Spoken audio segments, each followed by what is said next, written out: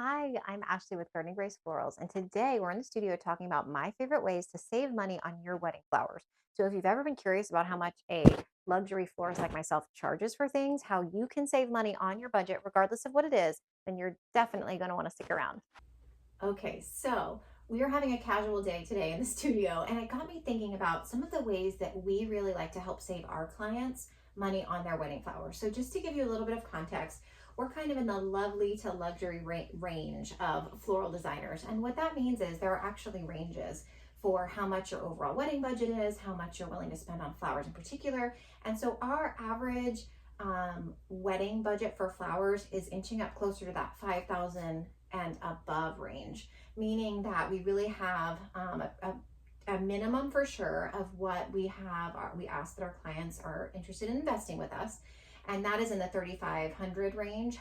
But again, the average wedding client typically spends $5,000 or more on their wedding flowers with us. So just to be transparent.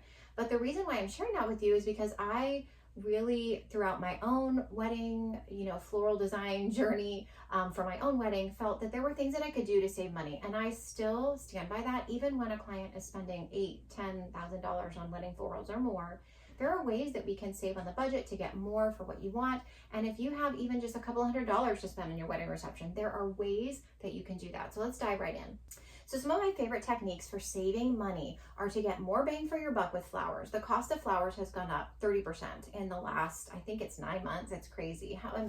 The cost of a lot of things have gone up, but because of flowers in particular, one way that you can save money on your wedding reception or wedding flowers, or even just event flowers, is to make sure that you're not using as many stems, right? If you're not having to purchase as many stems, you're saving money. So one way that I think looks so beautiful, so on trend, so stunning, is to actually use what we call these little pin frog pins. And they're like, you can get them, they can either be metal or plastic. You can kind of see here what they look like. These have cool suctions on them.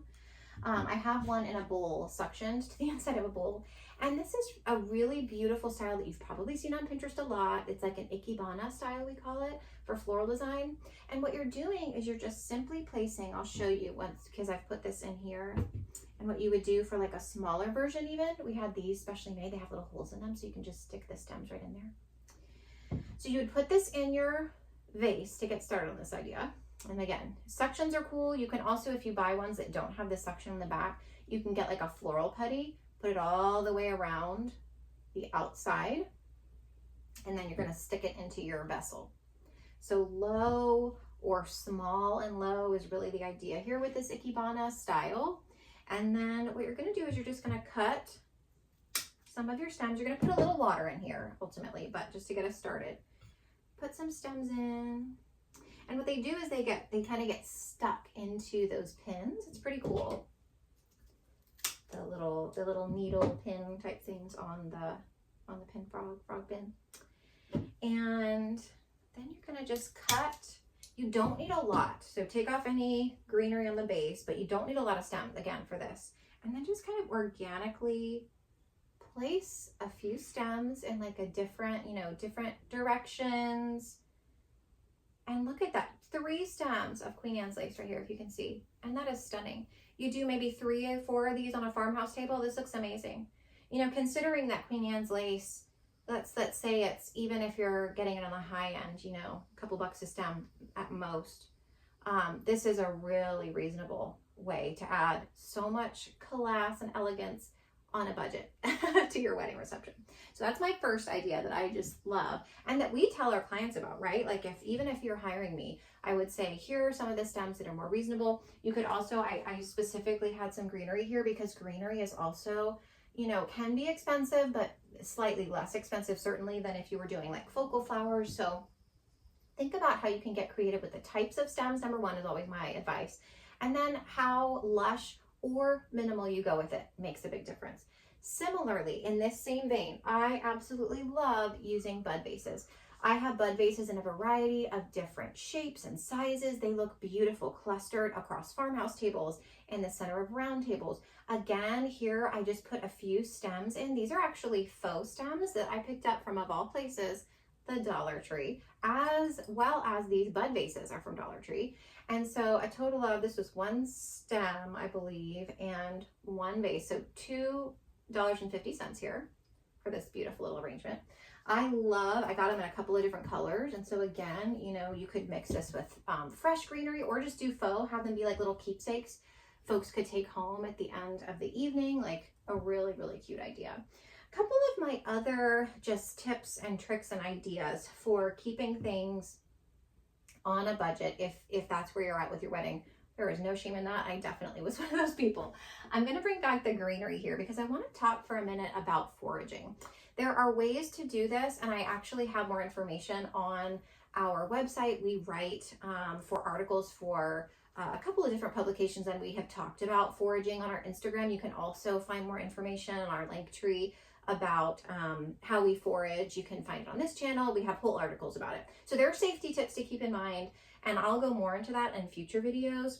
But if you can do it safely and legally, foraging for greenery or beautiful local in-season stems can save you so much money. I got all of these from my front yard. Really, greenery, textural greenery is going to always be in style. It's particularly trendy right now. You know, fern, we have just like a bunch of different really pretty wispy greens and things that if you cut sustainably will grow right back. It's great because you're not like getting things shipped to your door. It's super sustainable in that sense, right? It's like definitely local, definitely coming from a region that's nearby or your backyard. And it also looks beautiful. I think this is like such an underrated thing to do. I can assure you that even luxury florists, if they are needing bulk greenery or, you know, they want to tie in the landscape of where they are doing an event, absolutely also forage and find things. So I want to just like myth bust that for a minute because it definitely happens in even the most luxurious of weddings.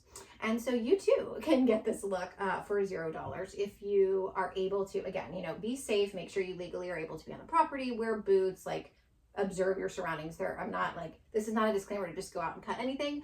But I do have tips on that and I will share more in a future video. If you'd like to see that sooner than later, please let me know in the comments. We can do a video about that in short order because it's like one of my favorite things to talk about foraging. So that's that. And then in future videos, I also am going to be talking a little bit more about fun ways to add details to your wedding. Like here I have dried baby's breath that I was able to print a cute label on that you can have as like a toss at the end, you know, of the ceremony. And this is like so easy to dry baby's breath that you could even get from like the grocery store and then put in a cute cellophane bag with a little label. And I can share more again in the comments. Let me know what you'd like to see more of, but I can talk about how I use Canva. I love having a subscription there. I use it all the time for my business as well as for friends, you know, and wedding clients. We also are big fans having a jewelry background. My dad was a jeweler. I've learned a lot about how to use wire in really pretty ways. So this was a handmade, oh, there's a cute little bug on it from the foraged flowers.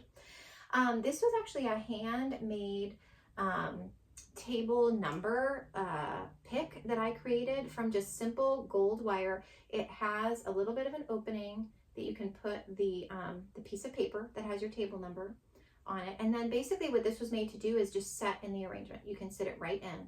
And I love how simple it is. So again, I'm going to be doing more videos that you guys can see with like this type of information, you know, how to be crafty and creative with your flowers.